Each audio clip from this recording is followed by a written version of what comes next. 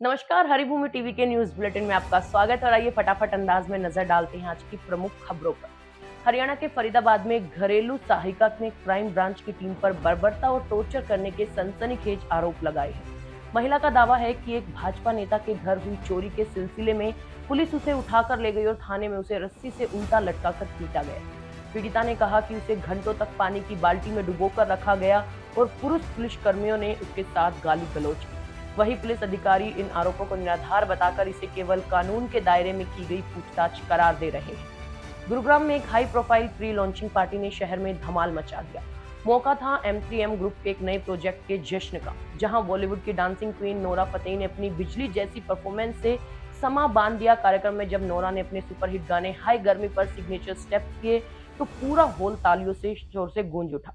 इस ग्लैमरस शाम में न केवल बॉलीवुड अभिनेत्री लारा दत्ता ने बतौर होस्ट शिरकत की, बल्कि भाजपा नेता मनोज तिवारी और अंतर्राष्ट्रीय ब्रांड अली साहब के प्रतिनिधि भी मौजूद रहे। सितारों से सजे इस महफिल के वीडियो अब सोशल मीडिया पर जमकर वायरल हो रहे हैं। पश्चिम बंगाल में आईपीएसी पर हुए प्रवर्तन निदेशालय यानी ईडी की छापेमारी को लेकर सुप्रीम कोर्ट ने सख्त रुख अपनाया है। शीर्ष अदालत ने मुख्यमंत्री ममता बनर्जी के नेतृत्व वाली सरकार को नोटिस जारी कर साफ कहा है कि केंद्रीय एजेंसियों को उनका काम करने दिया जाए और उनकी जांच में किसी भी तरह की रुकावट न डाली जाए।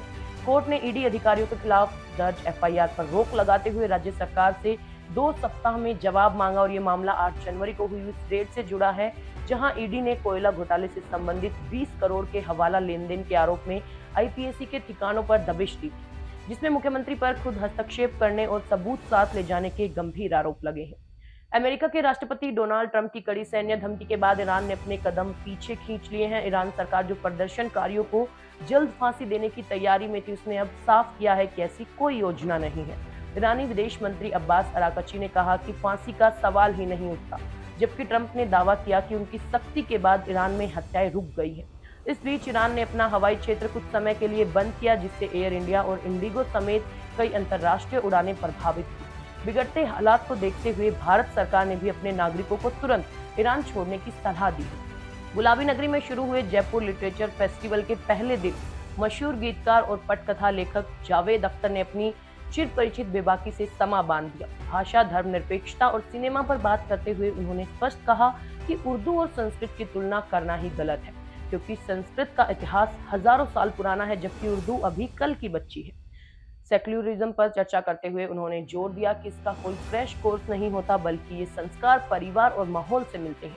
इस दौरान उन्होंने फिल्म इंडस्ट्री के बदलते स्वरूप और अपनी अच्छी नीयत का किस्सा सुनाते हुए दर्शकों को खूब गुदगुदाया। जयपुर आज भारतीय सेना के अदम्य साहस और आधुनिक शक्ति का गवाह बना।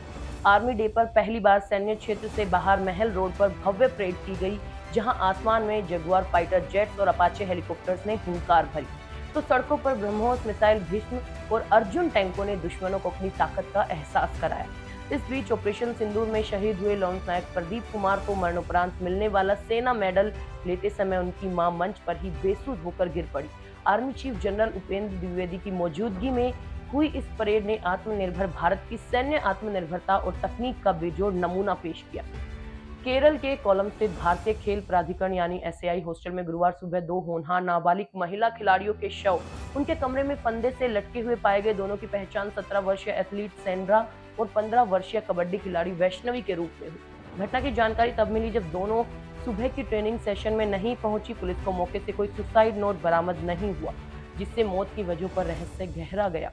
इस घटना ने खेल जगत को स्तब्ध कर दिया और एक बार फिर स्पोर्ट्स हॉस्टल में खिलाड़ियों के मानसिक स्वास्थ्य और सुरक्षा पर गंभीर सवाल खड़े कर दिए।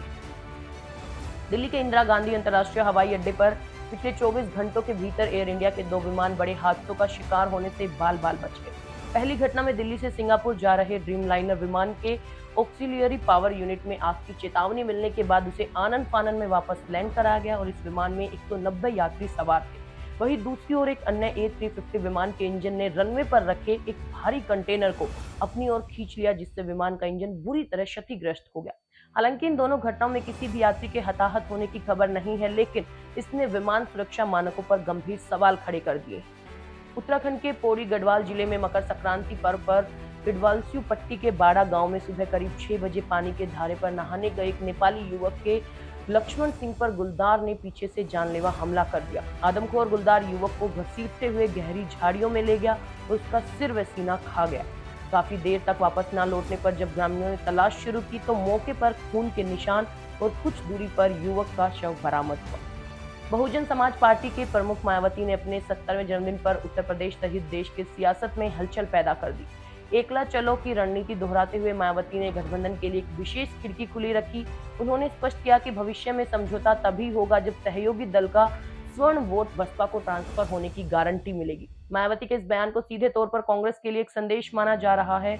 उन्होंने आरोप लगाया कि गठबंधन में दलित वोट तो साथी दल को मिल जाता है, लेकिन बदले में स्वर्ण वोट बसपा को नहीं मिलता, जिससे पार्टी को नुकसान उठाना पड़ता है। उत्तर भारत में कड़ाके की सर्दी का सितम एक बार फिर बढ़ने वाला है। मौसम विज्ञान विभाग ने चेतावनी जारी की है कि एक नए पश्चिमी विक्षोभ के सक्रिय होने से दिल्ली, पंजाब, हरियाणा, उत्तर प्रदेश सहित 6 राज्यों में बारिश की संभावना है। 15 जनवरी से पहाड़ों पर भारी बर्फबारी का दौर शुरू होगा, जिसका सीधा असर मैदानी इलाकों के तापमान पर पड़ेगा। बिहार में भीषण शीतलहर और घने कोहरे का खतरनाक अलर्ट जारी किया गया है, जबकि दिल्ली में 18 से 20 जनवरी के बीच बारिश होने से गलन और बढ़ सकती है। उत्तर प्रदेश और उत्तराखंड के कई जिलों में कोहरे को लेकर ऑरेंज अलर्ट जारी किया गया है।